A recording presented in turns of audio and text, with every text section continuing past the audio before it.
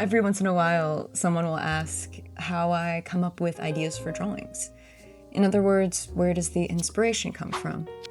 I think one of the bigger misconceptions around art, or rather creative expression as a whole, is this idea that human beings are born with a predetermined and finite amount of imagination.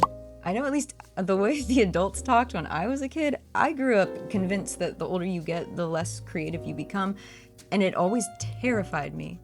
But I now know that doesn't have to be the case, and there are so many factors that contribute to our sense of imagination beyond this binary view of age. I like to treat creativity more like a muscle rather than a God-given talent, for lack of a better term, or a limited and youth-centric resource. And I say muscle because sometimes it requires a little conditioning, sometimes a little stretching.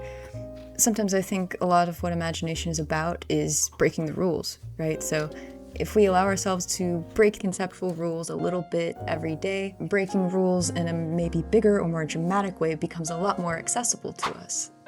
Something I always recommend, as I wish I'd started sooner, is journaling and a little something I call motif collecting. Basically, in a notebook I carry everywhere at all times, I have a section devoted to all of the objects, settings, and potential motifs that entice me either structurally or maybe symbolically. To give a few examples, I have fly swatter, claw machine, boxing glove, wisteria, timeout, question mark, crabs. I could go on, but I'm not going to put you through that. All this is to say, having pages of what are essentially conceptual springboards is so helpful, at least for me, in directing a lot of those unchanneled emotions.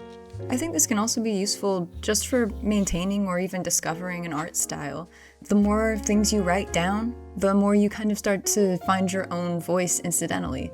Is there a theme to the kind of objects that you're drawn to? Is there a theme to the structure? Is there a shared pattern or maybe an overlapping function? Do they tend to be from a similar era? Are there any motifs or objects that you know you wouldn't want to incorporate into your style? Sometimes to know what we are, we have to know what we aren't.